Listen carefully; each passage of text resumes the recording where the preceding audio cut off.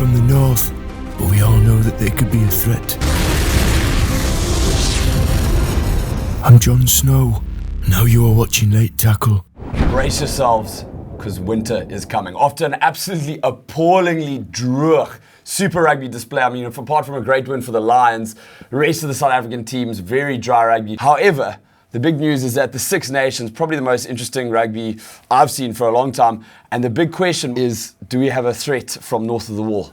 Yeah, I mean, Saturday was incredible because we saw two really kind of boring games where the Bulls and the Sharks eked out wins, and people were kind of flicking over to watch the Six Nations, which normally doesn't happen. It's normally the other way around, you know. We like to think of the Southern Hemisphere competitions as running rugby, lots of tries, and Northern Hemisphere is kind of very boring and conservative, but Saturday we saw it completely I never thought the day would come that we'd be sitting on Saturday flipping over for excitement onto this Northern Hemisphere rugby. Very cheeky, the Super Rugby Twitter account tweeted at Six Nations and said, hey, I think we've got our scoreboards for the evening mixed up, which is very cheeky. But now tell me, why was it so exciting? Well, basically with the Six Nations, how it's structured is there's no bonus points. So that means that it all came down to the last round where you had three teams all on the same amount of points, and it was all down to points difference. The three games, they all had to kind of set the bar and outdo each other. So we saw 27 tries in 3 games. First match, I mean, Wales versus Italy. I mean, that was ridiculous. I mean, Wales, I think personally, this is probably the strongest Welsh team there's been in a very long time. Yeah, look, Wales very settled, and we saw the way they kind of blew Italy away in the second half. It was kind of very tight until half time. To watch, they were punishing them so much. They've had Warren Gatland there for a long time. He's the Lions coach. You know, they came third at the last World Cup.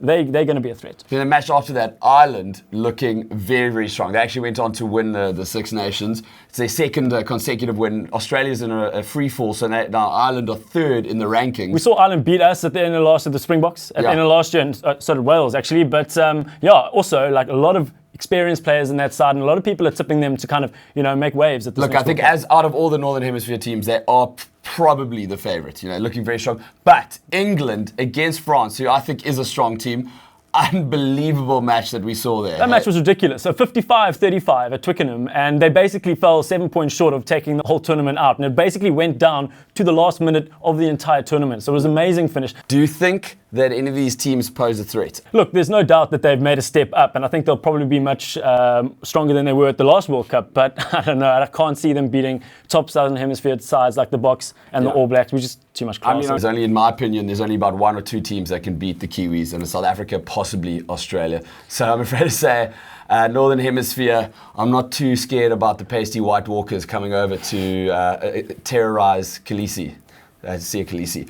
Anyway, just responding to some comments from last week, a lot of you commented about overseas players with the Boks. And I think with the contracting issue, I mean, it's something that'll flare up, and I think it's definitely something that we need to pay attention to and in the future and really sit down and get our teeth into it. I think that's Pandora's box. I think we're going to actually give you a full episode about that because that is a huge issue and very pertinent to rugby.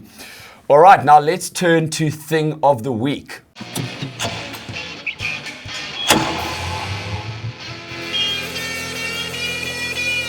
Three red cards in 12 minutes. I mean, that's filthier than Tiger at 4:30 a.m. It was madness. That's a bit ridiculous. Bismarck helping us when we said he shouldn't be captain. I mean, it's interesting to me. We saw 3 different suspensions as well. So you know, Bismarck got 4 weeks, Sika Elliott got 1 week, and Frans Steyn, no punishment. Cleared of everything. Yeah. It's Rugby. Word on the street, Bulls obviously have had a bit of an up and down start to the season. We know that their coach, Frans Ludeker's contract comes up at the end of the year, and so does the backline coach, Slapchips. Peter Rousseau, hero. So what word on the street is, we're going to see Victor Matfield and Friede Prier move into those roles after the World Cup. Wow, that's very but spicy. That's obviously kind of in hush-hush in Pretoria. Keep it on the DL there.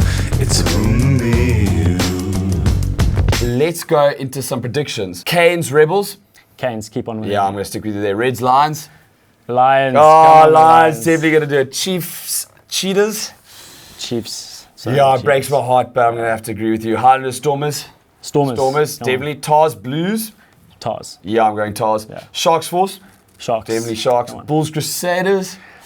Crusaders? To win a lot? I'm going to go, no. Bulls are definitely going to take it. If you have any suggestions, where it's a Thing of the Week, whether you have anything on the rumour mill, please send us in. We love feedback. It is #LateTackle365. I'm Anton Taylor. I'm Michael de Vries. This is Late Tackle.